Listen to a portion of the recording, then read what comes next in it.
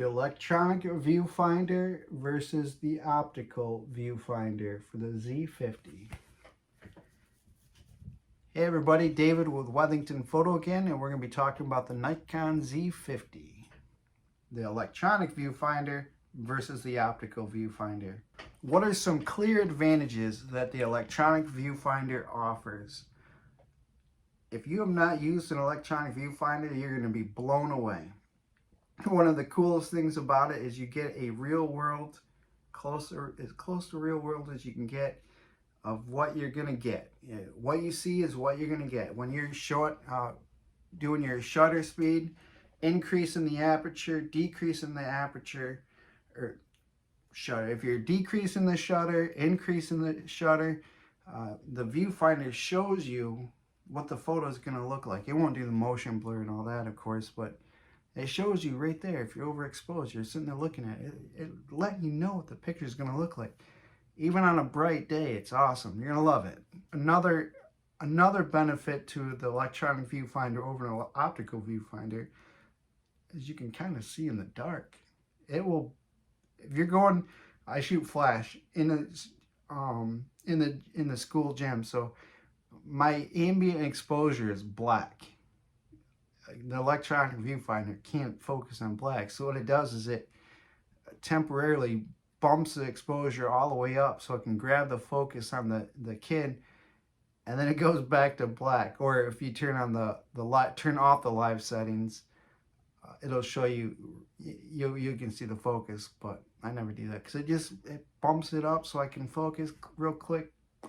And then when I leave it on for when I'm doing the team photos, because I don't want to switch back and forth.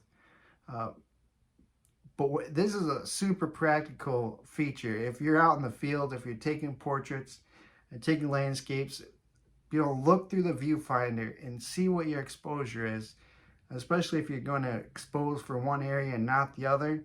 The electronic viewfinder is awesome. You're going to love it.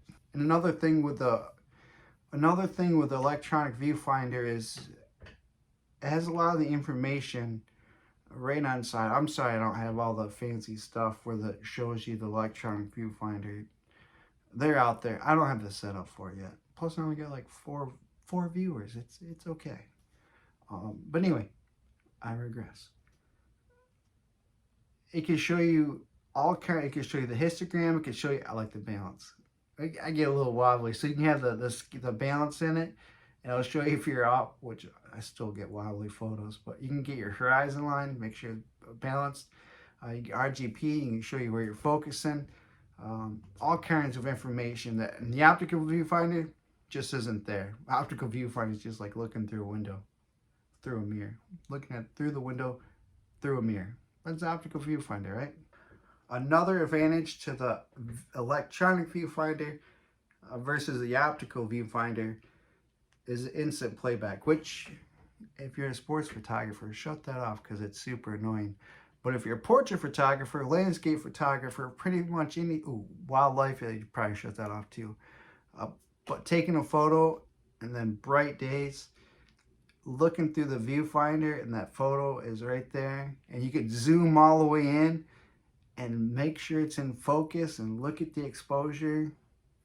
That's good stuff. Those are the advantages. What are the disadvantages to electronic viewfinder? The probably one of the most pressing disadvantages is the battery consumption. It's gonna eat some battery, especially if you're doing it on the, well, that's just the, what's that thing called?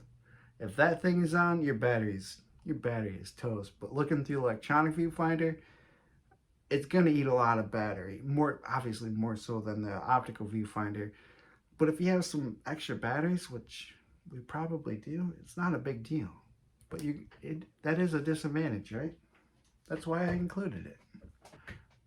Another disadvantage, I would say, is when you're getting used to it. It's actually a pretty good learning curve, and like once you see it, you start using it, you see what's going on, you get comfortable. Once you get through a couple of sessions with it, you're gonna love it.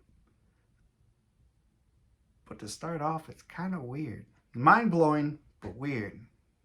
If you haven't tried it and you try it, you'll know exactly what I'm talking about.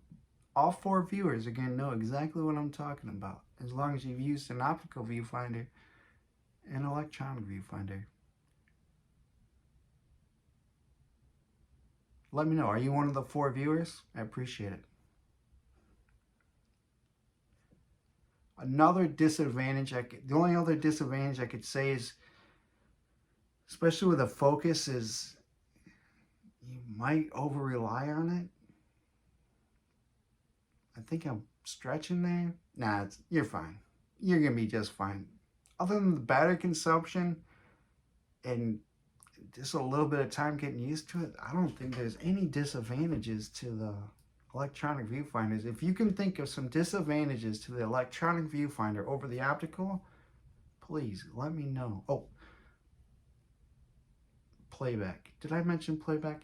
If you're a sports portrait photographer, sports photo, action photographer of any sorts, and you're taking burst, or you're just burst photos, or you just want to pop one off real quick, or you just want to take a real quick photo, it'll play it back. You can shut it off, which I do every single time I take a game. But until I take that, it's kind of weddings, you gotta shut it off too, the instant playback. But most time, it's awesome. Just shut it off, it's fine. You can do it so it only plays on the monitor, which I don't even do, but other than that, it's good. Let me know, what do you think? What do you like more, the electronic viewfinder or the optical viewfinder? And what disadvantages can you think of for the electronic viewfinder? Once again, David with Wellington Photo. Appreciate you watching. See you guys next time.